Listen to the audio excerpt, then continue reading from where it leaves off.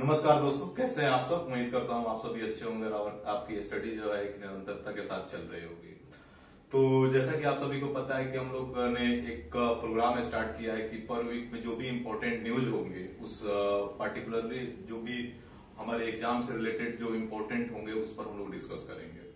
तो आज जो है कुछ मैंने इम्पोर्टेंट टॉपिक को मैंने यहाँ पर मेंशन किया है और इस टॉपिक को मैं आप लोगों के समक्ष जितने भी डिटेल होंगे उसको आपको समक्ष मैं बताने का प्रयास करूंगा। तो एक्चुअली आप लोगों से मेरा एक रिक्वेस्ट है कि आप सभी से कि थोड़ा सा जब भी आप वीडियो वगैरह देखते हैं तो थोड़ा सा इसमें लाइक और आप अपना ओपिनियन जरूर इसमें कमेंट के माध्यम से बताने का प्रयास करें। अगर इसमें किसी प्रकार का डाउट होता है तो वो भी प्रयास करें उस कमेंट में आप पूछने का। अगर अदरवाइज आपको लगता है कि वीडियो में किसी प्रकार का अगर कुछ सुधार करना चाहिए, अपना ओपिनियन भी उसमें देने का प्रयास करें ताकि मैं जो नेक्स्ट वीडियो बनाऊं उसको और अच्छे से आप लोगों के समक्ष मैं प्रेजेंट कर पाऊं। तो उम्मीद करूंगा कि आप लोग इसको ध्यान देंगे और पर्टिकुलरली चलिए देखते हैं कि आज हम लोग कौन कौन से मुद्दे पर डिस्कस करेंगे।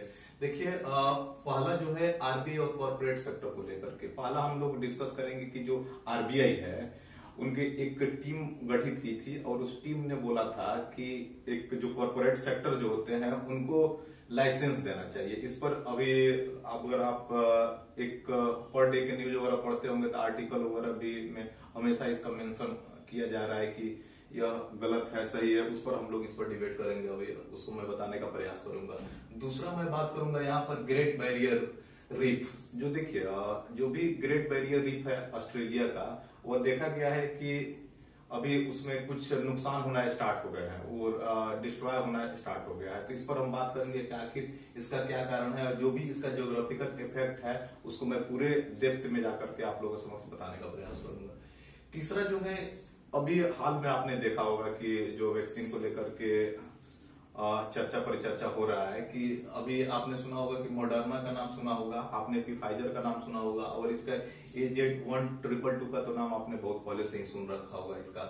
तो इस पर हम बात करेंगे कि आखिर इनका स्टेज क्या है और अभी ये कब तक मार्केट में आएंगे और इनका एक पार्टिकुलरली सोर्स क्या है। जो अभी मानते हैं कि जो मॉडर्ना है और भी फाइजर है अभी ज्यादा हाईलाइटेड है, तो इस पर हम लोग बात करेंगे यहाँ पे।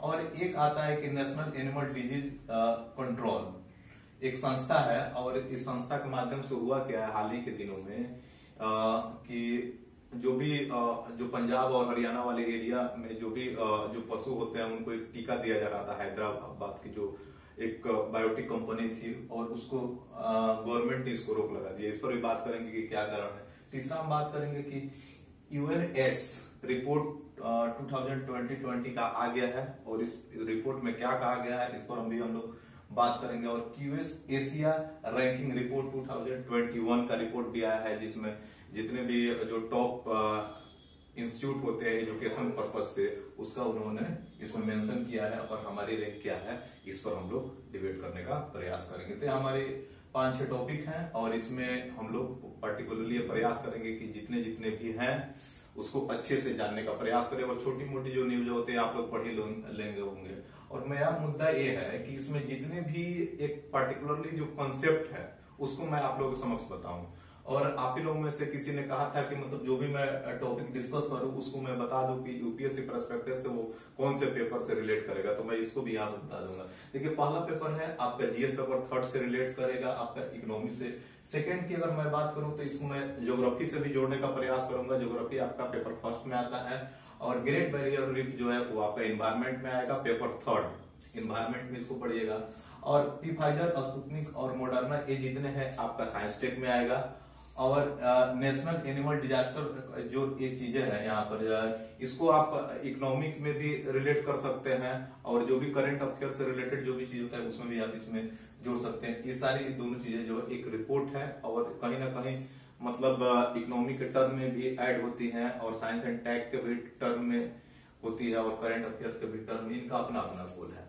तो उम्मीद करता हूं आप लोगों को जो भी इंट्रो है आपको समझ में आया होगा। अब हम बात करते हैं सबसे पहले कि आरबीआई कॉर्पोरेट सेक्टर का मुद्दा क्या है।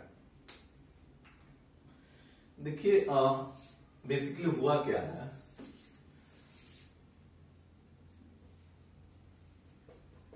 आरबीआई के जो टीम में एक हुआ क्या है कि एक टीम गठित हुई थी और इस टीम ने एक रिपोर्ट दिया यहाँ पे, जो आरबीआई के अंडर में एक टीम का गठन किया गया, और गठन करने के बाद कुछ इन लोगों से रिपोर्ट मांगा गया कि पर्टिकुलरली कि क्या किया जाए। अभी के सिचुएशन जो है, अभी देख ही रहे हैं मार्केट में जो भी है, करेंसी का जो भी फ्लो है वो उतना डेवलप नहीं हो रहा है जितना डेवलप होना चाहिए। तो इसको लेकर के एक कमेटी का गठन किया गया आरबीआई द्वारा, और उस कमेटी से रिपोर्ट मांगा गया कि पर्टिकुलरली आप अपना सजेशन दीजिए कि ऐसा क्या किया जाए कि ताकि मार्केट में जो मनी फ्लो हो और जो भी मूवमेंट हो पैसा का, जो भी ट्रांजैक्शन बहुत जल्दी जल्दी हो यहाँ पे, ताकि एक इकोनॉमी है जो ग्रोथ जो है घट गई है यहाँ पर। आपको न्यूज में भी आपने देखा होगा कि पहले जो फर्स्ट थर्ड का जो आया था आपका जीडीपी का रिपोर्ट 23.7% के आसपास था माइनस में। जो एक दो दिन पहले का जो सेकेंड तिमाही का जो आया उसको हमने देखा कि लगभग 7.5% ये भी माइनस में था। तो लगभग मान के चलिए कि 2 तिमाही में अगर माइनस में अगर आपका रिपोर्ट आता है तो कहीं ना कहीं एक प्रकार का कह सकते हैं कि मैंने आपका जो मार्केट फ्लो है कहीं ना कहीं जितना टर्म में डेवलप होना चाहिए उतना टर्म में डेवलप नहीं हो रहा है, और आपको चाहिए कि ज्यादा डेवलप ग्रोथ, क्योंकि हमारी एक इतनी आबादी है, उस आबादी के अकॉर्डिंग ग्रोथ नहीं करेंगे तो कहीं ना कहीं एक लॉन्ग टर्म में दबे हुए रह जाएंगे। जैसे मानिए एग्जांपल के तौर पर मैं अगर आपको बताने का प्रयास करूं कि 2008 का जो मंदी आया था और उस मंदी को उभरने में लगभग मान के चलिए बिफोर कोविड इसको भी मतलब उतना कवर नहीं हो पाया था। तो सोचिए अभी के समय में जो इतना ग्रोथ हो गया, इतना डाउन हो गया आपका ग्रोथ, उसमें उसका जो कंप्लीट करने में कितना टाइम लगेगा। तो कहीं ना कहीं एक बड़ा प्रकार का प्रॉब्लम था, उसको लेकर के एक टीम गठित की गई और टीम ने एक सजेशन दिया यहाँ पे।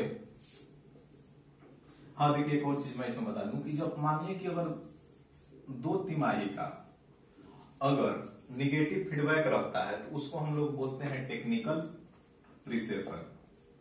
एक पीटी पॉइंट ऑफ व्यू से ध्यान रखिएगा, अगर दो में अगर 2 तिमाही का अगर रिपोर्ट माइनस में रहता है तो उसको हम लोग क्या बोलते हैं, टेक्निकल रिसेशन। तो टीम ने क्या कहा, टीम ने कहा कि एक काम किया जाए, आप जो भी कॉर्पोरेट सेक्टर जो है उनको लाइसेंस दिया जाए, किस चीज के लिए, बैंकिंग के लिए। तो अब सबसे पहले आपके दिमाग में चल रहा होगा आखिर कॉर्पोरेट सेक्टर किसको करेंगे।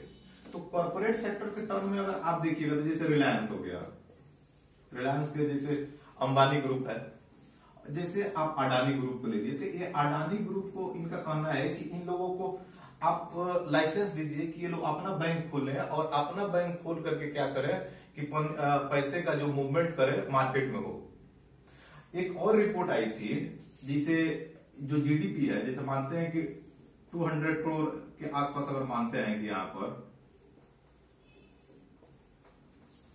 ठीक है, तो अगर मानते हैं कि 200 करोड़ अगर हम मानते हैं कि हमारा टोटल जीडीपी मान के चलते हैं एग्जांपल के टर्म पे 200 छोड़िए, हम 100 के टर्म में मान के चलते हैं कि 100 अगर हमारा जीडीपी है, आपको ज्यादा क्लियर हो मेरा कहने का मतलब ये है, अगर 100 रुपए किसी कंट्री का जीडीपी है तो होता क्या है कि इस जीडीपी का लगभग कोशिश करना चाहिए कि लगभग 100 से लेकर के 200 के बीच में आपका इतना % मार्केट में पैसा फ्लो होना चाहिए। जब मानिए अगर जीडीपी अगर हमारा 100 रुपया है तो 100 से लेकर के 200 के बीच में पैसा जो है बैंक द्वारा मार्केट में फ्लो होता रहना चाहिए। और एक रिपोर्ट निकल के आया, उस रिपोर्ट में जीडीपी का जो भारत का जो जीडीपी का जो होता है यहाँ पर इंडिया का जो लोन दिया जाता है मार्केट में जो फ्लो होता है वो 70% होता है। तो सोचिए इस चीज को, जब 70% जब पैसे का जब फ्लो होगा तो एक बड़ी समस्या हो जाएगी, लोगों के पास पैसा ही नहीं रहेगा तो कैसे इन्वेस्ट करेंगे, जब इन्वेस्ट नहीं करेंगे तो ओवरऑल हमारा प्रोडक्शन होगा नहीं। एक एग्जांपल के तौर पर और मैं बताने का प्रयास करूं यहाँ पे, चाइना अपने कंट्री में लगभग अपने जीडीपी का 200% वो क्या करता है, मार्केट में फ्लो करता है पैसे को with the help of bank. तो समझिए जब मार्केट एक तो उसकी जीडीपी अपने आप इतना ज्यादा है, समझिए इस चीज को, इतनी बड़ी जीडीपी है, उस जीडीपी का अगर 200 आप मार्केट में देते हैं एज ए लोन टर्म में, वट एवर जितनी भी टर्म्स एंड कंडीशन होते हैं उस तौर पर, तो आपका मार्केट में जो एक पैसा का जो रोटेशन होता है वो ज्यादा डेवलप होना शुरू हो जाएगा, और जिससे क्या होगा कि इकोनॉमी आपकी हमेशा रनिंग में रहेगी। तो इस चीज को लेकर के एक समस्या हो रहा है कि ताकि गवर्नमेंट द्वारा प्रयास किया जा रहा है कि मानिए कॉर्पोरेट सेक्टर अगर यहाँ पर आते हैं, अगर कॉर्पोरेट सेक्टर यहाँ पर आते हैं तो इनके पास तो पैसा है नहीं। अगर टोटल जीडीपी का देखा जाए, टोटल जीडीपी का लगभग मान के चलिए इन कॉर्पोरेट सेक्टर जो लोग हैं इनके पास लगभग पूरे टोटल जीडीपी का लगभग 4 से 6% इन्हीं के पास रहता है पैसा। तो इतना इन लोगों के पास रहता है। तो कहीं ना कहीं ये जब अपना इन लोगों का जो बैंकिंग जो होगा यहाँ पे, तो उस बैंकिंग के वजह से अपना पैसा यहाँ पर सबमिट करेंगे और लोगों से पैसा लेंगे और लोगों से क्या करेंगे, पैसे देंगे और मार्केट में कहीं ना कहीं जो 70% है इससे ज्यादा इंक्रीज होगा। ये मानना है कि इनका इस टीम का। ये तो मतलब हो गया कि ये रिपोर्ट दिया टीम ने। अब यहाँ पर कुछ कंट्रोवर्सी डेवलप होना शुरू हो गए। जैसे आपने नाम सुना होगा, इसको मैं थोड़ा सा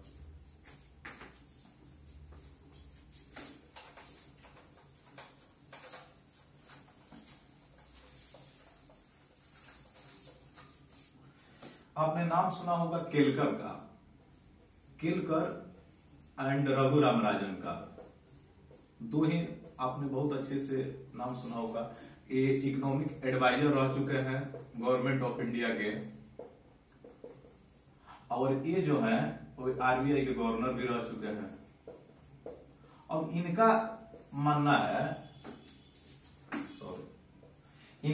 है कि अगर आप कॉर्पोरेट सेक्टर को लाइसेंस देते हैं तो ये कहीं ना कहीं किसी प्रकार का एक समस्या लेकर के आ जाएगा। इनका मानना क्या है, थोड़ा सा इनका पॉइंट ऑफ व्यू जानने का प्रयास करते हैं। वही चीज मैंने यहाँ लिखने का प्रयास किया है कि इनकी क्या कहना चाहते हैं। इस कुछ पॉइंट को यहाँ पर मैंने मेंशन किया है इनका।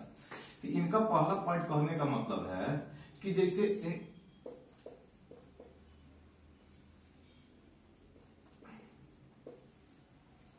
देखिए, इनका कहना है कि जब अगर कॉर्पोरेट सेक्टर को आप लाइसेंस देंगे तो होगा क्या कि यहाँ पर इंटरकनेक्टिंग लैंडिंग जो होगा वो बढ़ जाएगा। इंटरकनेक्टिंग लैंडिंग आखिर होता क्या है, जब मानिए रिलायंस को आपने दिया, रिलायंस इंडस्ट्रीज लिमिटेड को आपने बैंक बना दिया। बैंक के पास हुआ क्या कि इन्होंने लोगों से पैसा लेना शुरू कर दिया यहाँ पे। जब यहाँ पूरा पैसा जमा हो गया तब तक पता चला कि रिलायंस की जो रिफाइनरी है उसमें एक बड़ी समस्या डेवलप हो गई है और वो लॉस में जाना शुरू हो गया है। तो क्या करेंगे कि पूरे पैसे को ये इसमें डाइवर्ट कर देंगे। अब होगा क्या कि मार्केट में तो जितना पैसा था वो पैसा यहाँ पर तो सेंट्रलाइज हो गया था, और सेंट्रलाइज पैसा क्या हो गया, इनकी अपनी ही कंपनी में चला गया। फिर अब मानिए यहाँ पर जितने भी लोग हैं, पीपल है, और पीपल यहाँ पर जाएंगे तो बैंक के पास पैसा ही नहीं है। और जब बैंक के पास पैसा नहीं है तो फिर जो मार्केट कंडीशन है पहले से और बिगड़ जाएगी। तो जो ये दो इकोनॉमिस्ट हैं, इन दोनों का कहने का मतलब ये है। दूसरा चीज है इनका कहना है कि ओवर क्रेडिट। ओवर क्रेडिट का मतलब इन द सेंस कि ये सेंट्रलाइज हो जाना, पैसे का जो होना है कि जितना पैसा जो होगा वो चीजें यहाँ पर ज्यादा से ज्यादा डेवलप होना शुरू हो जाएगा। दूसरा ये चीजें ओवर क्रेडिट के टर्म में ये भी आप समझ सकते हैं कि गवर्नमेंट का एक टर्म में आप समझिए कि गवर्नमेंट को अगर किसी प्रकार की अगर कंपनी को अगर सेल आउट करना होता है, कंपनी को जब भी अगर सेल आउट करना होता है तो होता क्या है यहाँ पे कि ये पहले से एक नहीं होता है कि जनता किराया लेना माने वो लोग अच्छा समझते हैं। कैसे, जैसे नहीं होता है कि पहले से बोले कि हम लोगों को एक कंपनी है वो घाटे में चल रही है, 1 साल 2 साल 3 साल 4 साल, आप पहले से उसको मार्केट में कहना शुरू कीजिए। जब आपको लगे कि जब मार्केट में जो लोग हैं वो साइलेंट हो गए तो फिर उसके शेयर को क्या कीजिए, सेल करना शुरू कर दीजिए। उसी तरह मानते हैं कि पीएनबी को लेकर ले लीजिए। और पीएनबी क्या हो गया, पीएनबी को हमने मार्केट में यह कहना शुरू कर दिया कि यह लॉस में चल रही है, 1 साल 2 साल 3 साल के बाद क्या होगा, और इसको हम क्या करेंगे, इसको मार्केट में लाएंगे सेल करने के लिए। जब मार्केट में सेल करने के लिए लाएंगे तो क्या होगा, यह क्योंकि यह तो बड़ी डेवलप होती जा रही है, और जब डेवलप होती जा रही है तो ओवर क्रेडिट के माध्यम से क्या करेगा, यह इसको खरीद लेगी और अपने पास रख लेगी। तो जितने भी अच्छे अच्छे जो बैंकिंग सेक्टर जो होंगे वहां यहाँ सेंट्रलाइज होना शुरू हो जाएंगे। उसके बाद होता है कि डिले एग्जिट। अगर डिले एग्जिट की अगर मैं बात करूं,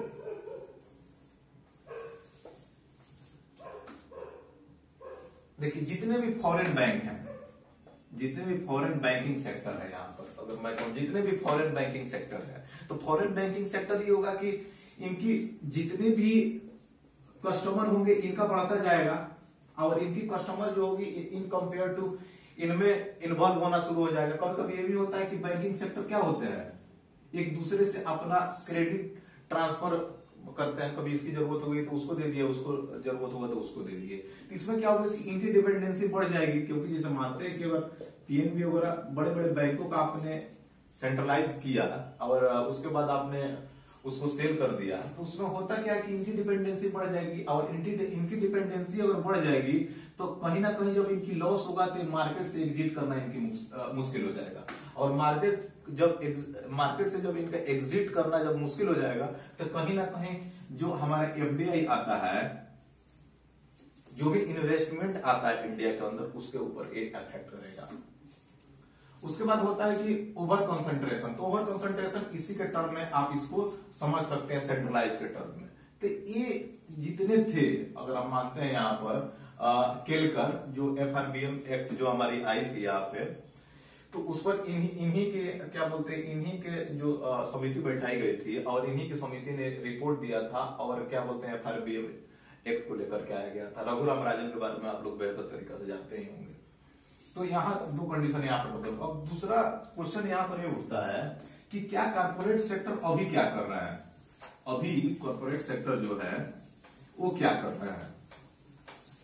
देखिए अब मानिए अभी के समय में, जैसे मानिए कि हमारा कंट्री 1947 में फ्रीडम हम लोगों को मिलती है, तो फ्रीडम के बाद क्या हुआ कि लगभग जो बैंकिंग सेक्टर थी वो बैंकिंग सेक्टर किनके पास थी, वो थी इन्हीं लोगों के पास, कॉर्पोरेट सेक्टर के पास। और कॉर्पोरेट सेक्टर जो थे वो ज्यादा अपने ही कंपनी को या बड़े बड़े लोगों को ही लोन देते थे, जिनसे इनको उम्मीद थी कि वो पैसा क्या हो वापस आ जाए। छोटे लोगों किसानों को मिलता नहीं था, जो भी अगर एमएसएमई सेक्टर को डेवलप करना चाहता है उन लोगों को मिलता नहीं था। और फाइनली क्या करना पड़ा कि 1969 में और 1980 में, इसमें मान के चलिए कि लगभग 14 और यहाँ पर कर दिया 6 बैंकों का सेंट्रलाइजेशन करना पड़ा गवर्नमेंट को। जब गवर्नमेंट को यहाँ पर सेंट्रलाइजेशन यहाँ पर करना पड़ा, क्यों? सबसे बड़ी समस्या ये थी क्योंकि बैंकिंग आम लोगों को लोन नहीं दे पा रहे थे। ये भी इन लोगों का मानना है कि ये प्रकार की समस्या डेवलप हो रही है। दूसरा, मैं एक और पॉइंट यहाँ पर आप लोगों को बताने का प्रयास करूंगा। एक आपने नाम सुना होगा तेजस एक्सप्रेस। तेजस एक्सप्रेस जितनी जल्दी में उसको प्राइवेट किया गया, उसको चलाया गया, जिसको अथॉरिटी दी गई, लाइसेंस उसको दी गई चलाने के लिए, आप 1-2 माह पहले से अगर आप देखेंगे तो वो बंद पड़ी है। क्यों? लॉसेस की वजह से। इनकी जितना चाहिए उतना, उनको जितना इनकम चाहिए उतना नहीं हो पा रहा है और ये बंद है। समझिए इस चीज को। जितने कोविड के टर्म में जितने हॉस्पिटल थे प्राइवेट, उनकी कंडीशन आपने ऑलरेडी देखा होगा। अगर गवर्नमेंट हॉस्पिटल नहीं होते तो क्या स्थिति हो जाती है, कहना बहुत मुश्किल है। तो इस प्रकार से कह सकते हैं कि अभी मैं एक और बात आप लोगों को कोट कर दूं कि जैसे अडानी ग्रुप ने लगभग आपको पता होगा कि 6 एयरपोर्ट का टेंडर इन्होंने लिया था, और लगभग इसमें से कुछ का उन्होंने शेयर भी खरीद लिया था, और पूरे शेयर का मतलब क्या था कि इन्होंने उसको कैंसल आउट कर दिया। तो मेरा कहने का मतलब ये है कि जैसे मानते हैं कि अगर रेलवे सेक्टर में अगर किसी प्रकार का लॉस हो रहा है गवर्नमेंट को, तो क्या रेल चलना बंद हो रहा है? नहीं, वो चल रहा है। अगर मैं कहूं यहाँ पे कि जो भी एक टेंडर है वो तो प्रोजेक्ट जो लिया वो तो रुक गया अभी, लेकिन गवर्नमेंट को अगर कितना हो लॉसेस हो रहे थे तो चल रहे थे। तो फाइनली ये इंपॉर्टेंट चीज है कि आप किसी चीज को लेकर के थोड़ा सा प्राइवेटाइजेशन पर ध्यान दीजिए, अच्छी बात है हमारे इकोनॉमी के दृष्टिकोण से, लेकिन एक उसका टाइम होना चाहिए। उस टाइम से पहले अगर आप करते हैं तो लॉसेस होना लाजमी है। तो उम्मीद करता हूं आप लोगों को एक जो भी कॉन्फ्लिक्ट चल रहा है उसका मतलब समझ में आ गया होगा। और देखिए क्या होता है कि ये पास होता है या नहीं, इसको देखते हैं कि जब इससे रिलेटेड और कुछ न्यूज़ेज आएंगे तो उस पर हम लोग बात करेंगे। मतलब मेरे कहने का मतलब ये है कि गवर्नमेंट का प्रयास है। अब थोड़ा सा मैं इसमें कहूं कि अगर आपके दिमाग में एक क्वेश्चन चल रहा होगा कि आखिर अगर कॉर्पोरेट सेक्टर को अगर लाइसेंस दे दिया तो क्या प्रॉफिट होंगे। अभी तो मानिए कि यहाँ पर ये है कि आपने लॉसेस देखा, लेकिन प्रॉफिट क्या होगा जो गवर्नमेंट यहाँ कहने का प्रयास कर रही है। तो प्रॉफिट के टर्म में थोड़ा सा समझ लेते हैं कि क्या कहानी है यहाँ पे। तो प्रॉफिट ये है कि जितने भी जैसे मानते हैं कि एनपीए बढ़ रहा है गवर्नमेंट का उसमें थोड़ा सा कमी आएगी, क्योंकि मार्केट का फ्लो क्या होगा, कॉर्पोरेट सेक्टर से डेवलप होगा। ये गवर्नमेंट कह रहा है यहाँ पे कि कॉर्पोरेट का जब बढ़ेगा तो इनका एनपीए जो होगा वो थोड़ा सा कम होगा। मार्केट में जो पैसा होगा, जो 70% था जीडीपी का, वह इंक्रीज होगा। और जब मार्केट में जब इंक्रीज होगा, तो जैसे मानते हैं कि एमएसएमई सेक्टर हो गया, उन लोगों के लिए क्या होगा कि ये चीजें डेवलप होना शुरू हो जाएगा। इन लोगों को पैसे मिलेंगे, या जब पैसे मिलेंगे तो उद्योग धंधे डेवलप होंगे, जब उद्योग धंधे डेवलप होंगे तो एम्प्लॉयमेंट जनरेट होगा। ये जैसा साइकिल आप लोगों को पता ही है। अगर मैं कहूं यहाँ पर फार्मर को लेकर के क्या होगा, जैसे आपको पता है कि पीएसएल, प्रियोरिटी सेक्टर लैंडिंग में क्या होता है कि 18 पर टोटल 40% होता है, इन लोगों को मैंडेटरी होता है लोन देना। इसमें 18% होता है आपको मतलब एग्रीकल्चर सेक्टर में देना। तो ऑलरेडी जो यहाँ पर गवर्नमेंट यहाँ पर दे रहा था, गवर्नमेंट यहाँ पे, तो उसका तो उतना ही दिया जा रहा था, लेकिन एक कॉर्पोरेट सेक्टर आएंगे तो 18% इनका भी इंक्रीज हो जाएगा। तो कहीं ना कहीं फार्मर के लिए भी एक इंपॉर्टेंट पहल है। एक और रिपोर्ट आई थी कि लगभग 2005 के आसपास, अगर मैं बताऊं आप लोगों को, तो 2005 के आसपास लगभग 80% लोन जो होते थे वो गवर्नमेंट ऑफ इंडिया से रिलेटेड जितने भी बैंक हैं वो देते थे। लगभग मान के चलिए कि 14-15% के आसपास आपका प्राइवेट बैंक देते थे, और 5-6% के आसपास जो थे वो आपका जो भी अब्रॉड के जो बैंक हैं वो देते थे। लेकिन 2018 के आसपास ये रिपोर्ट जो निकल के आई है 18-19 का, तो मैं बताऊं लगभग ये 60% के आसपास हो गया है गवर्नमेंट का, और प्राइवेट का थोड़ा सा इंक्रीज हुआ है यहाँ पे। तो मतलब क्या बनता है कि ये जो लोन देने की जो टेंडेंसी है गवर्नमेंट का, ये कम हो रहा है। क्यों हो रहा है? क्योंकि ये जितने भी कह सकते हैं कि जो गवर्नमेंट का जो बैंक है, इनको जितने भी लोन दिया जा रहा है वो एनपीए बन जा रहा है। और जब एनपीए बन जा रहा है तो कैग जाकर के जांच करता है, और कैग की वजह से क्या होता है कि डर की वजह से जितने भी गवर्नमेंट बैंक है, वो गवर्नमेंट बैंक क्या है, वो नहीं दे पा रहे हैं लोन। लेकिन और कॉर्पोरेट सेक्टर है तो उनको तो कैग की किसी प्रकार का डर है नहीं, वो पूर्ण तौर पर क्या करेंगे, वो लोगों को ज्यादा से ज्यादा लोन देंगे, और ज्यादा से ज्यादा लोन देंगे तो पूर्ण तरीका से डेवलपमेंट होगा। ये कहना है गवर्नमेंट का और आरबीआई का जो एक कमेटी बैठी थी उनका। अब देखते हैं यहाँ पर क्या होता है। अब ये लागू नहीं किया गया है, और इससे रिलेटेड जो भी न्यूज आएगा उस पर हम लोग आगे चर्चा करेंगे। ये टॉपिक है आपका जीएस पेपर 3rd से रिलेट होगा।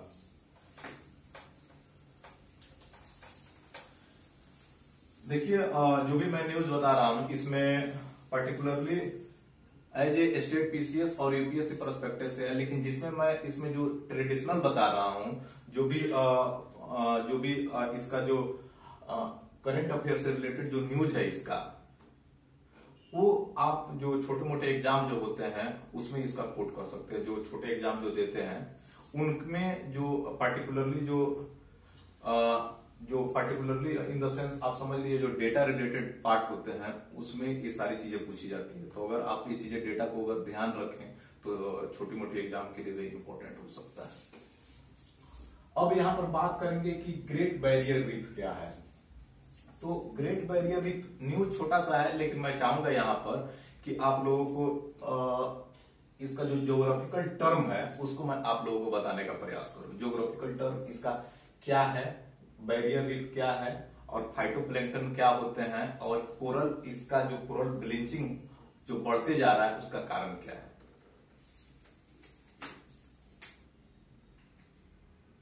देखिए सबसे पहले तो ये है कहां, इसको जान लेते हैं।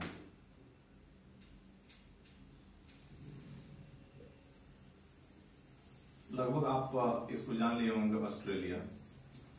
तो ऑस्ट्रेलिया का जो ये वाला एरिया जो है इसको बोलते हैं नॉर्थ ईस्ट वाला एरिया। यहाँ पर समुद्र जो है, यहाँ पर सी है, यहाँ पर बना है आपका एक ग्रेट बैरियर रीफ।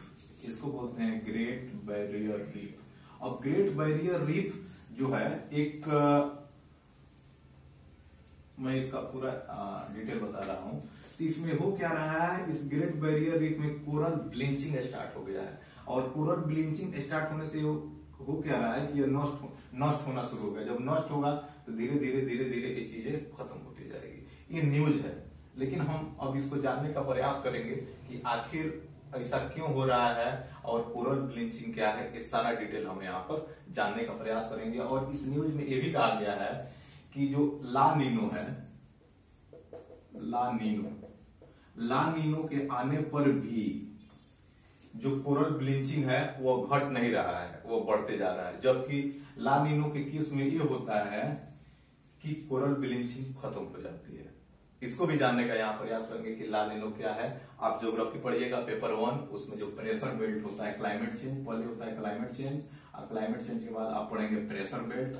उस प्रेशर बेल्ट में टॉपिक आती है ला नीनो, अल नीनो। आज मैं थोड़ा सा इसका जो भी बेसिक है, जितना ट्रेडिशनल पार्ट है, उसको मैं इस वीडियो के माध्यम से आपको बताने का प्रयास करूंगा।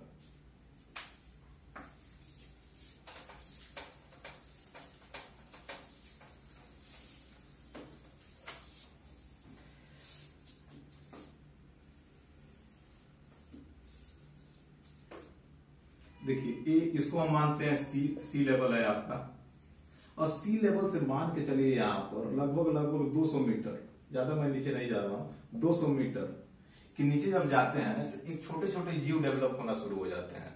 और ऑब्वियसली बात है, जो आप पानी जो होता है, पानी को आप ऐसे ही छोड़ दीजिए तो उसमें छोटे छोटे जीव क्या होते हैं, डेवलप होना शुरू हो जाते हैं। तो मैं सी लेवल की बात कर रहा हूँ कि जब 200 मीटर के आप नीचे जाते हैं यहाँ पर इस समुद्र लेवल से, तो छोटे छोटे जो जीव होते हैं वो डेवलप होने शुरू हो जाते हैं, जिसको बोलते हैं प्लैंकटन, जिसको बोलते हैं हम लोग प्लैंकटन। और जब ये प्लैंकटन जो होते हैं, जब प्लैंकटन डेवलप होते हैं तो इसमें 2 चीजें होती है, ध्यान से समझिएगा इस चीज को। एक होता है जू प्लैंकटन और एक होता है कि फाइटोप्लैंकटन। अब जू प्लैंकटन जो होता है ये होते हैं बायोलॉजिकल टर्म है, ये होता है आपका बोटेनिकल टर्म है। मतलब इन द सेंस ये जीव होते हैं और ये होते हैं जो आपका पादप होते हैं। हिंदी में मैं इसको अगर बताऊं तो इनकी डिपेंडेंसी जो होती है इस पर डिपेंड रहता है, और इनकी डिपेंडेंसी जो होता है इन पर डिपेंड रहता है, एक दूसरे पर क्या रहते हैं, डिपेंड रहते हैं। अर्थात जू प्लैंकटन और फाइटोप्लैंकटन दोनों चीजें एक दूसरे पर डेवलप होते हैं। इससे क्या होता है कि इनके मदद से इनका खाना बनता है, और ये खाते हैं, और इनसे जो भी ब्रीथिंग होता है, ब्रीथिंग की वजह से इनका जो होता है भोजन तैयार होता है, कि इनका फाइटो जो पादप होते हैं। तो इन द सेंस इनका क्या होता है कि ये चीजें यहाँ पर धीरे धीरे जैसे मानते हैं यहाँ पर फाइटोप्लैंक्टन है यहाँ पे, और फाइटोप्लैंक्टन में क्या होता है कि धीरे धीरे ग्रोथ होना शुरू हो जाता है। ऐसे फाइटोप्लैंक्टन ग्रोथ होना शुरू हो जाता है। जब ये ग्रोथ होना शुरू हो जाएगा यहाँ पे, तो होता क्या है कि जैसे अगर मैं ये 0 डिग्री हो गया आपका, थोड़ा सा मार्कर चेंज,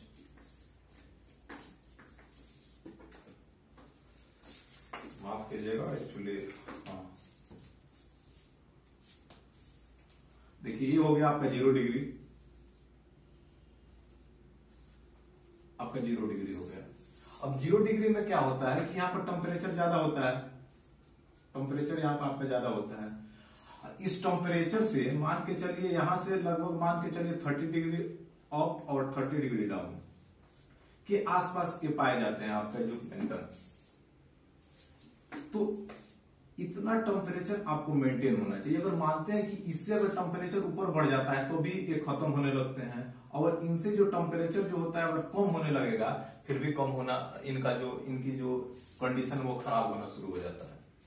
तो मैं यहां पर अगर आप लोगों को बताऊं तो होता क्या है कि जैसे यहाँ पर जैसे टेम्परेचर बढ़ना शुरू हो गया यहाँ पे, तो होता क्या है कि जैसे फाइटोप्लैंक्टन है, जब यहाँ पर टेम्परेचर बढ़ेगा तो यहाँ पर ऑक्सीजन की मात्रा क्या होगी, कम होने लगेगी, और ये सारी जो चीजें जो डेवलप हो जाती है उसको बोलते हैं जूजेंथेला। ठीक, अब जूजेंथेला क्या होता है कि जब यहाँ पर जब ऑक्सीजन की जब कमी होने लगेगी तो इससे क्या होगा, इससे जो ये पादप जो होते हैं फाइटोप्लैंक्टन, ये इनसे अलग हटने लगते हैं, या अलग हटेंगे, या इनकी नहीं होता है कि जो जो इनका जो भोजन बनाने की कैपेसिटी होता है वो खत्म हो जाता है। और जो भोजन बनाने की जब कैपेसिटी जब इनका खत्म हो जाएगा यहाँ पे, तो ये क्या हो जाएंगे कि ये इनकी मतलब जो भी जो नेक्स्ट टर्म जो डेवलपमेंट होता है वो खत्म हो जाता है। और खत्म जो हो जाता है तो इसके बाद क्या होता है कि ये इनके ऊपर एक व्हाइट कलर का परत डेवलप हो जाता है और वह चिकना परत ऐसे हो जाता है। फिर कुछ दिनों के बाद जैसे ही टेम्परेचर में एक नॉर्मल कंडीशन आता है तो फिर उसी प्रकार का फिर से फाइटोप्लैंक्टन डेवलप होते हैं, फिर जूप्लैंक्टन, और फिर यहाँ पर इसी तरह इनका डेवलप होना और मरना, डेवलप होना और इनका डिस्ट्रॉय होना, ये कंडीशन परत दर परत ये जो होता है ये मोटी होती जाती है। और मोटी होने के बाद जैसे आप इसको बोलिएगा ना, इसको बोलते हैं कोरल रीफ। जब ये पूरा डेवलप हो जाता है तो इसको बोलते हैं कोरल रीफ। और समुद्र में आप देखते हैं कि जो कोरल रीफ हो जाता है तो वहां पर क्या होता है कि एक लोग वहां पर जाते हैं वहां घूमने के लिए। एक नहीं होता है कि बीच में समुद्र में एक लैंड टाइप का बन जाना, तो कहीं ना कहीं इकोनॉमिकल दृष्टिकोण से भी बेहतर हो जाता है यहाँ पर। तो यही जो आपका ग्रेट बैरियर रीफ जो है यहाँ पर ऑस्ट्रेलिया का, तो वो कोरल रीफ ही है। और जब ये इनका जो डिस्ट्रॉय होना शुरू हो जाते हैं, और जब जो फाइटोप्लैंक्टन है जो एक्सपायर करते हैं, एक्सपायर होने के बाद उनकी जो ऊपरी सरफेस जो होती है जब व्हाइट हो जाती है, तो व्हाइट होने के बाद क्या होगा, एक नहीं होता है कि एक परत बनना स्टार्ट हो जाता है, उसको बोलते हैं हम लोग कोरल ब्लीचिंग। कोरल ब्लीचिंग होगा तो वो उतना ही पर सीमित हो जाएगा, उसके बाद उनका ग्रोथ रुक जाता है। तो यहीं पर न्यूज में था कि जो ग्रेट बैरियर रीफ जो है इसमें कोरल ब्लीचिंग प्रारंभ हो गया है और वह रुक नहीं रहा है, ये है। अब दूसरा न्यूज में ये सारी चीजें थी कि दो चीजें मैंने आपको बताया था, ला नीनो और अल नीनो। अब देखिए ये ला नीनो आता है जब भी, होता क्या है कि ये कोरल ब्लीचिंग रुक जाता है, लेकिन जब अल नीनो आता है तो कोरल ब्लीचिंग जो होता है वो बढ़ जाता है। इसको समझने का प्रयास करते हैं। ये आपका प्रेशर बेल्ट का टॉपिक है ज्योग्राफी का, मैं इसको यहाँ पर कवर करता हूँ और आप लोगों को बताने का प्रयास करता हूँ। उम्मीद करता हूँ आप लोगों को समझ में आया होगा। किसी प्रकार का अगर इसमें कंफ्यूजन हो तो एक बार कमेंट बॉक्स में जरूर बताइएगा। मैं अगले वीडियो जब बनाऊंगा तो आप लोगों को इसका जो भी कंसेप्ट है और अच्छे से बता दूंगा।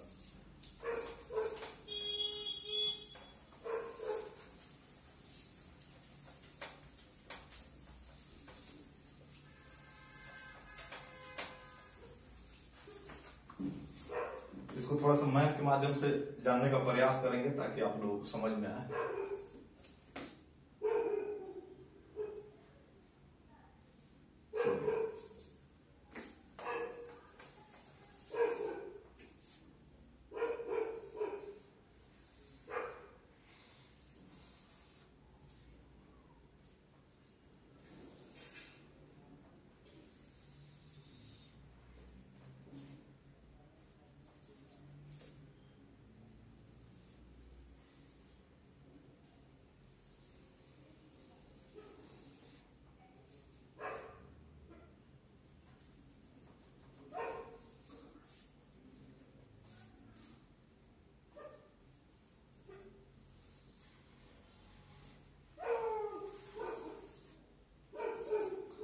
देखिए आप, ये आपका है आपका नॉर्थ अमेरिका, इसको बोलते हैं साउथ अमेरिका, इसको बोलते हैं आपका ऑस्ट्रेलिया, ये है अपना इंडिया। और ये यहाँ पर आप इसको देख लीजिए। तो मैं थोड़ा सा इसको ग्लोब के माध्यम से आप लोगों को समझ बताने का प्रयास करूंगा और आप लोगों को विजिबल है। देखिए मैं बात करूंगा यहाँ पर जो ये ऑस्ट्रेलिया वाला जोन है और यहाँ इंडिया है। मैं अगर आपको मैं बताऊं तो यहाँ इंडिया, फिर थोड़ा सा स्पेस की वजह से मैंने इसको कंजस्टेड किया, फिर ऑस्ट्रेलिया और फिर यहाँ पर जो आपका यूएसए है। इस टर्म की मैं बात कर रहा हूं इतना, ठीक है। आप अपने मैप में देखिएगा, इसका मैं बात करूंगा सिर्फ। देखिए आप मैप में सीधा ऐसे दिया होगा, लेकिन मैं उल्टा बात कर रहा हूं कि ऐसे होता क्या, ताकि इधर से आपको क्लियर नहीं होगा। इधर से मेरा कहने का मतलब है कि आप आ जाइए यहाँ पे ऑस्ट्रेलिया के पास इंडिया, और इंडिया से पीछे आ जाइए आप अमेरिका, मतलब इंडिया और पीछे चले जाइए नॉर्थ अमेरिका वाला जो, इसी बीच का कहानी है यहाँ पे।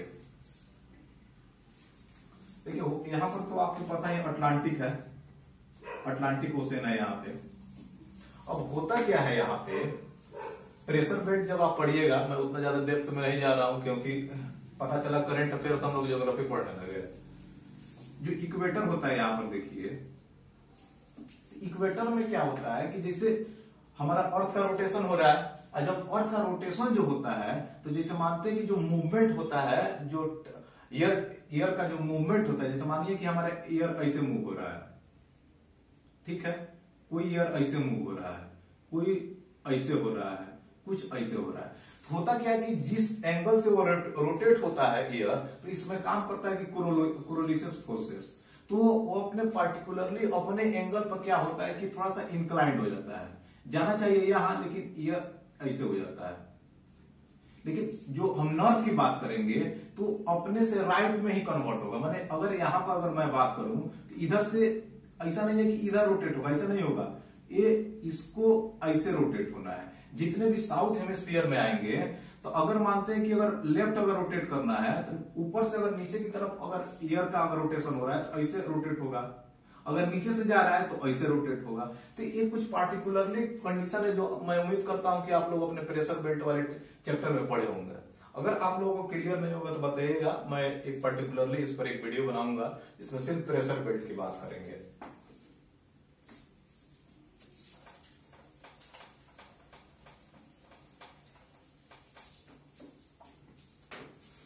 तो होता क्या है यहाँ पर, कंसेप्ट थोड़ा सा मैं आपको बताने का प्रयास करूं।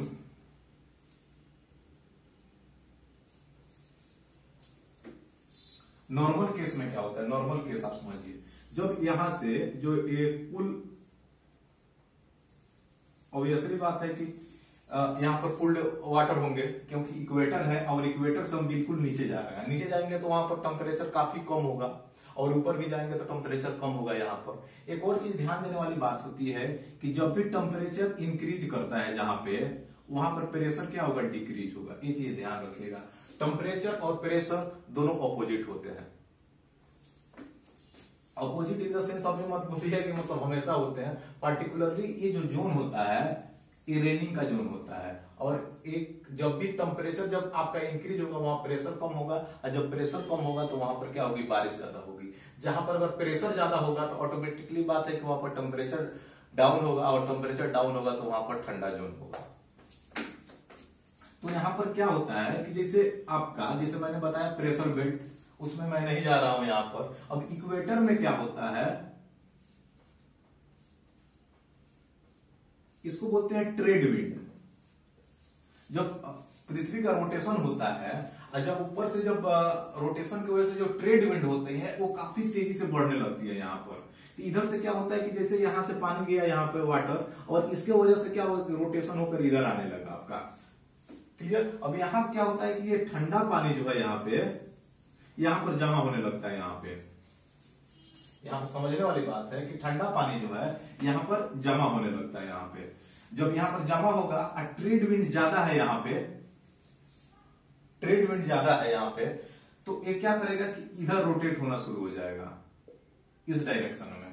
यहां आया और यहां से रोटेट होना यहां पर रन हो गया। जब यहां जब आता है यहाँ पर ऑस्ट्रेलिया के पास, तो होता क्या है कि जैसे यहां पर तो टेम्परेचर ज्यादा था आपका, टेम्परेचर यहां पर तो ज्यादा था आपका, तो वो यहां पर शिफ्ट होकर के आ गया। यहाँ ठंडा, जो ठंडा पानी था यहाँ पे वो यहां पर आ गया। तो यहां पर जब ठंडा पानी यहाँ पर जब आया तो यहां पर क्या होगा, जब ठंडा पानी, तो प्रेशर क्या होगा आपका, हाई होगा, और टेम्परेचर क्या हो जाएगा,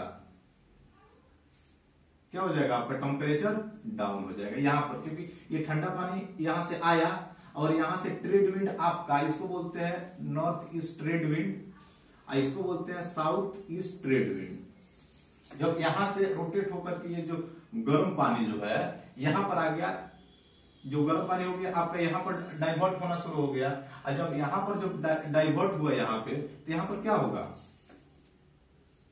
सॉरी फॉर दैट, क्या होता है कि यहाँ पर जो ठंडा जो पानी था यहाँ पे, वो ठंडा पानी क्या हो जाएगा, यहाँ आ जाएगा।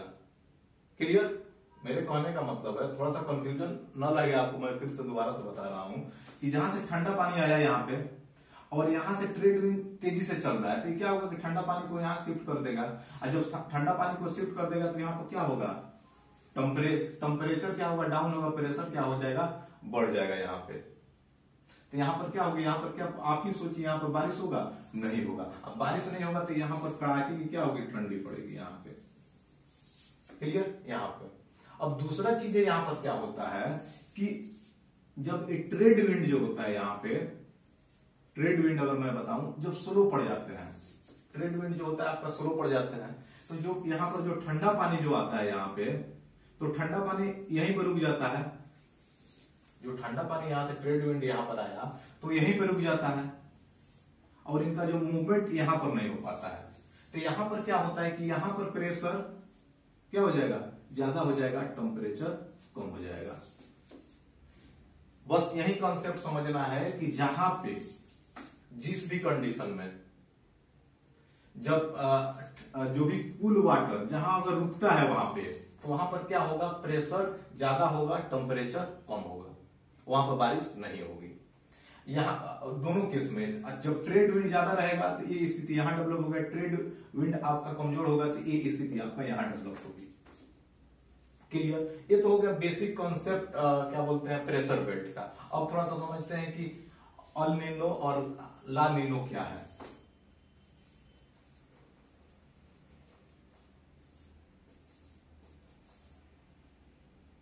अल नीनो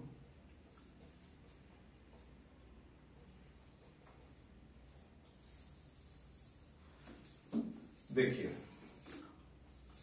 अल नीनो के केस में क्या होता है कि अल नीनो के केस में होता है कि यहां पे अल नीनो के केस में देखिए दो, जो मैंने जो यहां पर बताया, एक कंडीशन हम बोलेंगे अल नीनो और एक को बोलेंगे ला नीनो। अब ला नीनो के केस में क्या होता है, जो यहां पर था ग्रेट बैरियर रीफ में बोला गया था कि जो ला नीनो के आने पर क्या होता है कि जो यहाँ के जो क्या बोलते हैं, जो कोरल रीफ जो होते हैं उनका जो भी कोरल ब्लीचिंग जो होता है वह वीक पड़ जाता है। क्यों पड़ जाता है, तो जो ला नीनो का जो टाइम होता है वहां पर क्या होता है कि यहाँ पे जो गर्म जो यहाँ से जो वाटर जो होती है यहाँ पर शिफ्ट होती है, और जब गर्म वाटर जब शिफ्ट होती है तो यहाँ पर टेम्परेचर क्या होता है, इंक्रीज होता है, और प्रेशर क्या होता है, डाउन हो जाता है। जिससे क्या होती है कि हवा ऊपर उठती है यहाँ पे, ऐसे जब हवा ऊपर उठेगा तो यहाँ पर क्या, यहाँ पर क्लाउड फॉर्मेशन होगा यहाँ पे, और जब क्लाउड फॉर्मेशन होगा तो यहाँ पर बारिश होगी, और बारिश की वजह से क्या होगा, टेम्परेचर की वजह से इस जोन में क्या होगा, थोड़ा सा टेम्परेचर डाउन होगा। जब टेम्परेचर क्या बोलते हैं, यहाँ पर ऑलरेडी पहले से कूल वाटर था, अब कूल वाटर की वजह से क्या हो रहा था कि मैंने बताया था कि 30 डिग्री नॉर्थ और 30 डिग्री साउथ, इसी दोनों के बीच में आप लोगों को क्या होगा कि ये वैरी करेगा आपका। लेकिन यहाँ पर जब यहाँ से कूल वाटर जब यहाँ आ रहा था तो यहाँ पर ज्यादा ठंडी इस जोन में पड़ रही होगी। अब मैप में देखिएगा तो यहाँ पर क्या बोलते हैं कि इन द सेंस मैं बताऊं तो ये आपका डेजर्ट टाइप का बना हुआ दिखता है, यही कारण है। यहाँ पे जब डेजर्ट बना हुआ यहाँ पर आपको दिखेगा एक प्रकार की समस्या डेवलप हो जाएगी, और जब यहाँ पे जब बारिश होगी तो यहाँ पर क्या होगा, इन कोरल ब्लीचिंग होना बंद हो जाएगा।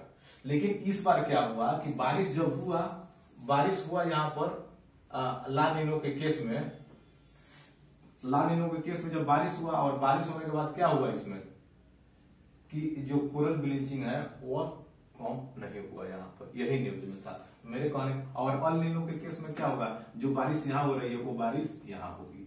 एक और चीज है जब थोड़ा सा डिस्कस कर रहा हूँ प्रेशर बेल्ट का, तो ये भी बात बता रहा हूँ कि क्या इसका इंडिया के पर्सपेक्ट में क्या इफेक्ट पड़ता है, ये भी क्वेश्चन बन सकता है यहाँ पे। तो मैं बताऊं यहाँ पे, जो जब भी इस जोन में जब बारिश होती है यहाँ पे, इसका मतलब है यहाँ प्रेशर आपका क्या है, प्रेशर और टेम्परेचर की क्या कहानी है यहाँ पर। जब मैं यहाँ पर बताऊं, जब यहाँ बारिश हो रही थी यहाँ पर टेम्परेचर ज्यादा है, यहाँ पर क्या होगा, टेम्परेचर आपका डाउन है यहाँ पे। जब टेम्परेचर डाउन है तो यहाँ की जितने भी यहाँ पर जो वाटर होंगे, चाहे जितने भी जो ठंडा वाटर होंगे, तो यहाँ पर क्या करके, यहाँ पर मानसून न जाकर के ये जो वाटर होते हैं यहाँ शिफ्ट होना प्रारंभ होने लगते हैं, जिससे यहाँ क्या होता है कि इंडिया में मानसून नहीं जा पाता है। एक अपने आप में एक बहुत बड़ी समस्या हो जाती है ला नीनो के केस में। और वहीं जब अल नीनो होता है तो अल नीनो के केस में जब यहाँ बारिश होती है तो ऑटोमेटिकली बात है कि हम लोगों के लिए ये अच्छी बात हो जाती है, और इंडिया में क्या होता है, बारिश होना लाजमी बात होता है। तो कोरल ब्लीचिंग के लिए ला नीनो अच्छा है और अल नीनो क्या बोलते हैं कि बैड कंडीशन डेवलप हो जाता है। क्यों हो जाता है? क्योंकि अल नीनो के केस में यहाँ बारिश होगा और यहाँ पर क्या होगा, टेम्परेचर डाउन होगा। जब टेम्परेचर डाउन होगा तो यहाँ कोरल ब्लीचिंग ऑब्वियसली बातें होगा।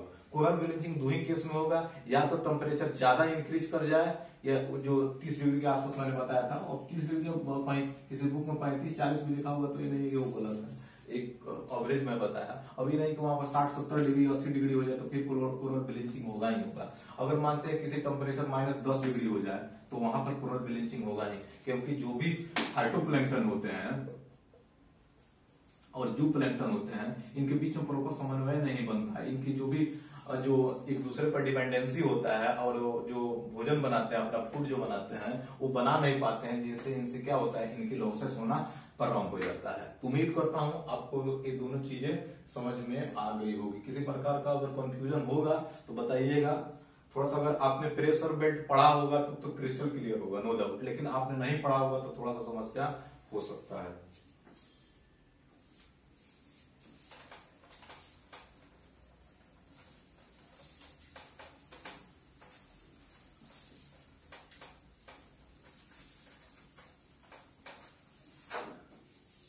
देखिए, अब हमारा एक टॉपिक है, क्या बोलते हैं, वैक्सीन को लेकर के। आप लोगों को पता ही होगा, आपने फाइजर का भी नाम सुन लिया होगा, स्पुतनिक 5 चर्चा में है, AZD और मोडर्ना। क्या है ये कहानी? कहा जा रहा है कि थोड़ा सा साइंस एंड टेक से रिलेट करेगा। देखिए, मैं दो बातें बताऊंगा यहाँ पर। एक, डीएनए का कॉन्सेप्ट क्या है, और डीएनए से इन लोगों का जो आखिर जो पार्टिकुलरली जितने वैक्सीन बन रहे हैं, एक बनाने का क्या प्रयास कर रहे हैं। आपने तो न्यूज में क्या है नहीं आपने सब सुन लिया होगा, लेकिन इसका जो बायोलॉजिकल टर्म है मैं उसको बताने का प्रयास करूंगा कि आखिर ये वैक्सीन में कर क्या रहे हैं। तो देखिए, डीएनए आपने देखा होगा, इस टर्म में शायद आपने ऐसे कुछ देखा होगा।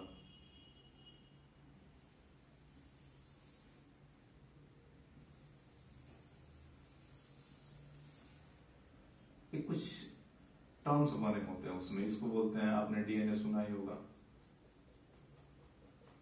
एक इसी में होता है जिसको बोलते हैं mRNA, इसको कहिए मैसेंजर आरएनए।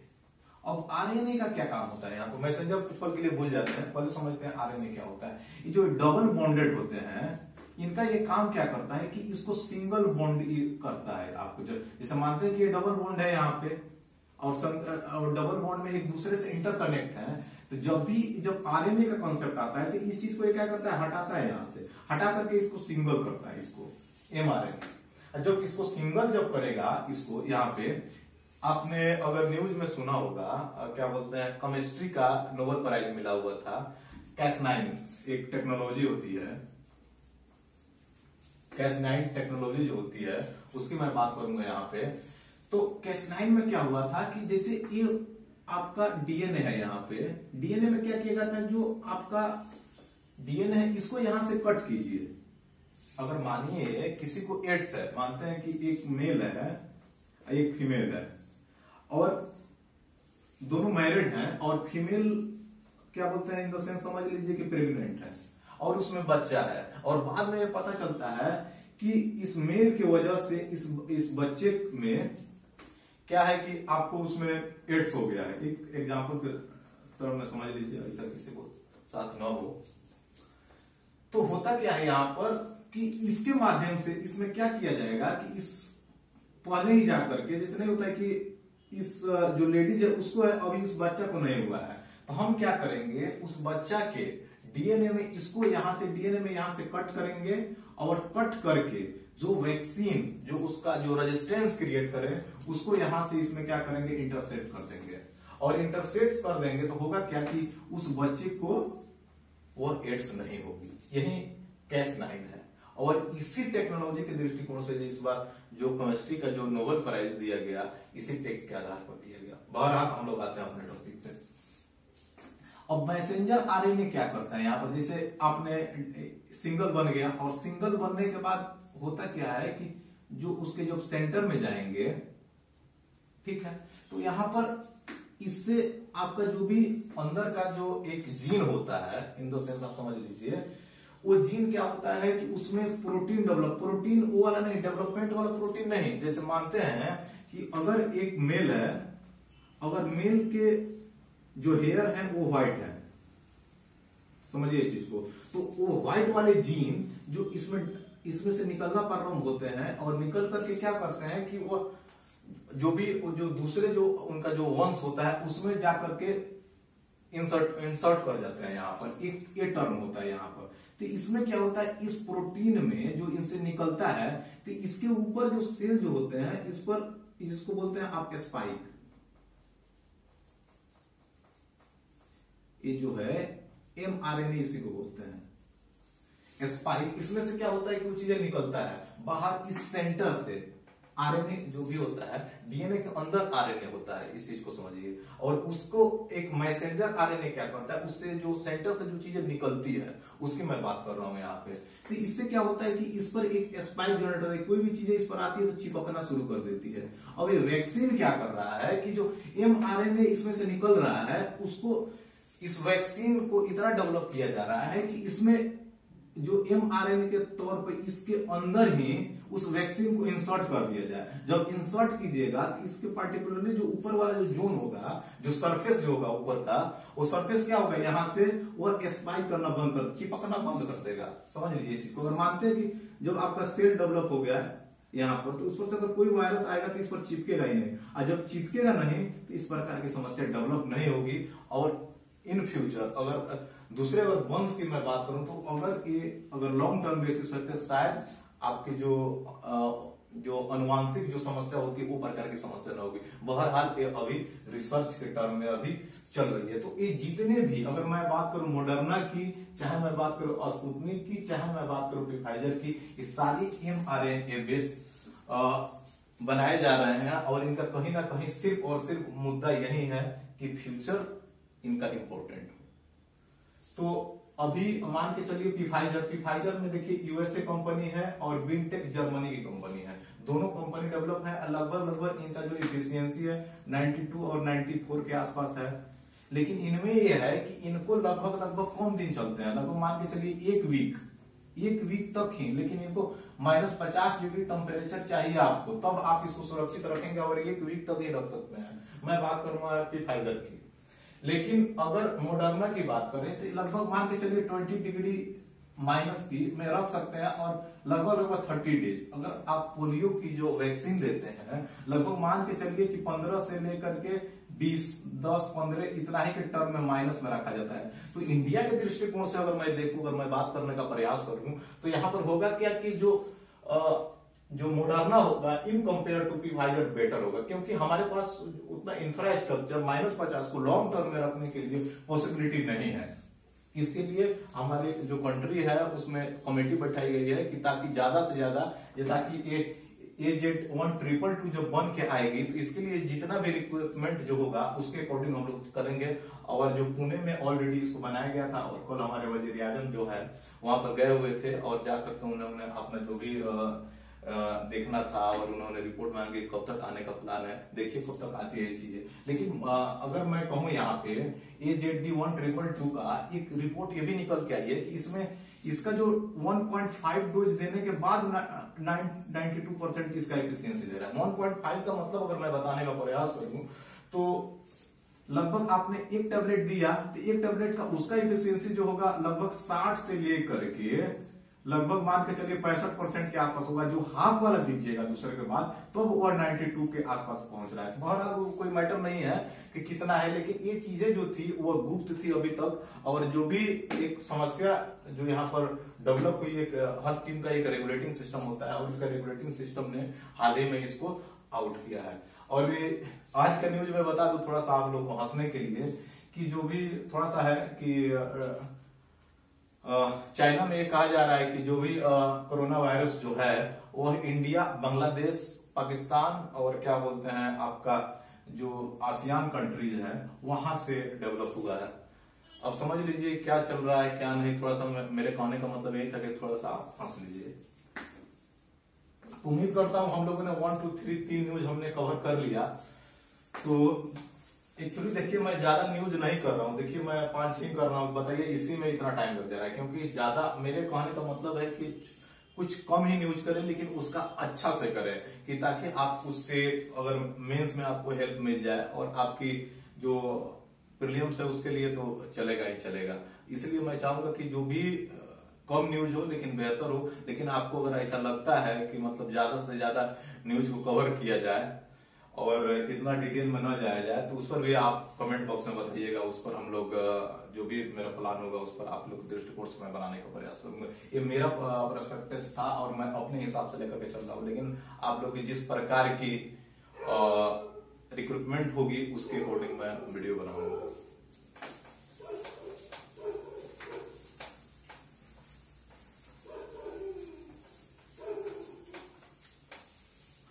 देखिए अब ये तो 3 न्यूज रिपोर्ट है और इसको आसान भाषा में सिर्फ समझ लेते हैं। देखिए एक एनएडीसी एक लगभग मान के चलिए सितंबर 2019 में नरेंद्र मोदी ने इसका उद्घाटन किया। उद्घाटन नेशनल एनिमल डिजीज कंट्रोल, इसका मतलब है कि किसी प्रकार का अगर एनिमल में डिजीज हो रहा है तो इस पर एक योजना लेकर के आए और इन्होंने इस सिस्टम को डेवलप किया ताकि अगर किसी प्रकार की अगर जो जानवर होते हैं, जो खासकर जो दूध देने वाले पशु होते हैं, उनमें किसी प्रकार की समस्या हो जाती है तो किसान को लेकर के बड़ी प्रकार का एक चैलेंजिंग डेवलप हो जाता है। जब चैलेंजिंग डेवलप हो जाता है तो उसके लिए जो चाहिए क्या होता है कि उतना फंडिंग नहीं होता है। आमतौर पर देखते हैं किसान की स्थिति क्या है, वो अपना इलाज करा नहीं पाता है तो वो एनिमल का इलाज कैसे करा पाएगा।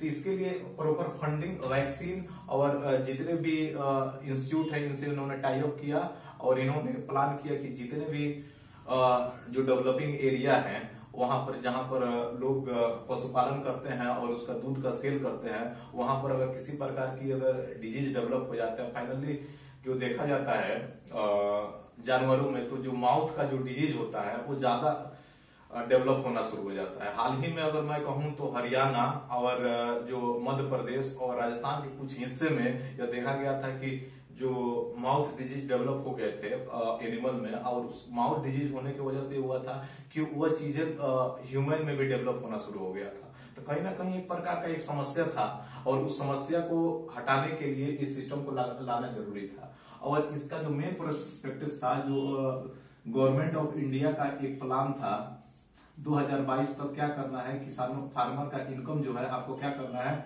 डबल कर देना है। तो इस दृष्टिकोण से भी यह काम करेगा। तो इसी के तहत जो हरियाणा और पंजाब में जो एक वही मैं बोला था फूड माउथ डिजीज, इसको बोलते हैं फूड माउथ डिजीज को लेकर के एक हैदराबाद की एक बायोटिक कंपनी है, उस बायोटिक कंपनी को बोला गया था कि आप वहां पर जाइए और उस डिजीज से रिलेटेड आपको वहां पर क्या करना है कि उसका जो भी जो दिया जाता है वैक्सीन वगैरह दिया जाता है वहां पर इंजेक्शन के तौर पर, वह देना शुरू किया गया। लेकिन लगभग 50-60 हजार के आसपास उन्होंने वैक्सीन दिया, तब तक पता चला कि जो इनकी जो टेस्टिंग थी वैक्सीन की वो फेल हो गई है। इसके वजह से गवर्नमेंट ऑफ इंडिया ने बोला कि आप लोगों को ये टेस्टिंग को रोक देना चाहिए। और सबसे गुड न्यूज ये है कि इनकी टेस्टिंग फेल होने के बाद जो 50-60 हजार एनिमल पे जो ये दिए हैं अपना टेस्टिंग, वो टेस्टिंग की वजह से किसी प्रकार का एनिमल से हताहत की न्यूज नहीं आई है। दूसरा बात करेंगे यूनिएड्स रिपोर्ट 2020। यूनिएड्स, देखिए यूनिएड्स का मतलब यह है कि जैसे 1 दिसंबर को आप लोगों को पता ही है कि हम लोग एड्स दिवस मनाते हैं।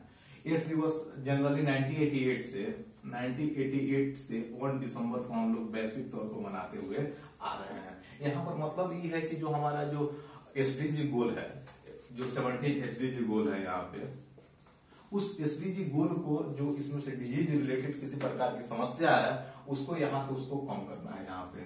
और यूएन जो है, यूएन एड्स जो एक प्रकार की संस्था है यूएन की, इसमें लगभग 10-11 संस्था इसमें से जुड़े हुए हैं। आप उसमें सुने होंगे यूनिसेफ है आपका, उसमें आपका वर्ल्ड बैंक भी आप उसमें सम्मिलित है आपका। मैं मतलब मान के चलिए जो यूएन का जो लगभग 7-8 जो इम्पोर्टेंट है यहाँ पर, WHO भी आपका इसमें इसका मेंबर है। तो कहीं ना कहीं एक इम्पोर्टेंट टर्म है और इनका कहीं ना कहीं एक मतलब है, मोटो है कि जो एड्स के प्रति जो अवेयरनेस जो है लोगों में एक बताया जाए कि वो अपने डिजीज को लेकर के पहले से अवेयर हो जाए। यहाँ पर अगर इनका रिपोर्ट में ये भी कहा गया है कि लगभग 2020 और 22 के रेंज में थोड़ा सा लगभग 1.65 लाख से लेकर के 2.45 लाख इंक्रीज होने का उम्मीद जताई जा रहा है क्या एड्स का।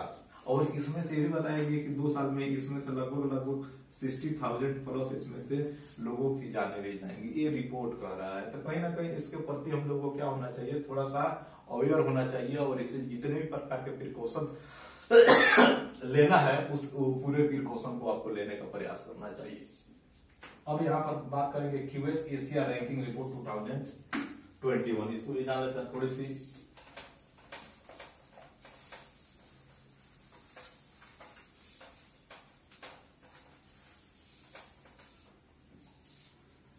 देखिए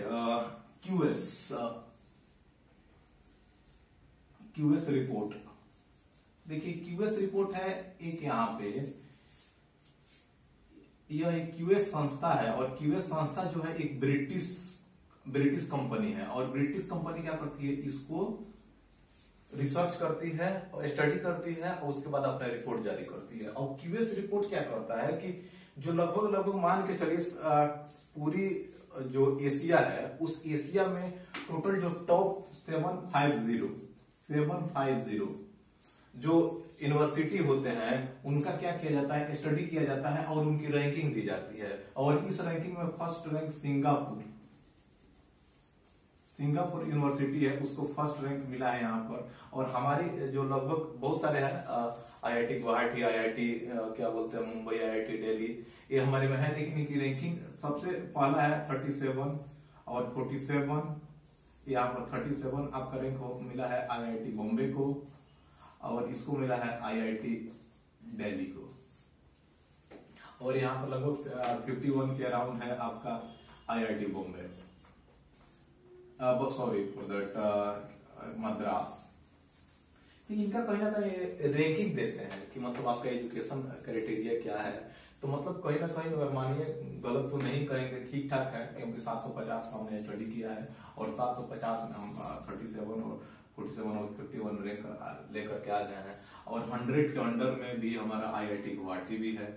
तो कहीं ना कहीं ये हमारे लिए एक गुड न्यूज है और इस पर थोड़ा सा और अच्छा काम करना चाहिए, ताकि कोशिश करना चाहिए कि हम लोग को टॉप 10 के अंदर में आए।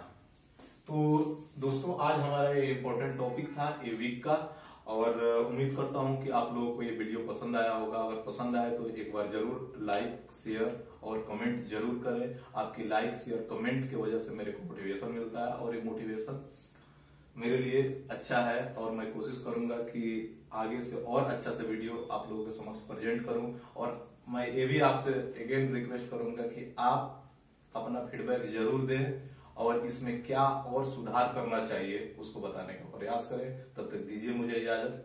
शुक्रिया, थैंक यू, जय हिंद।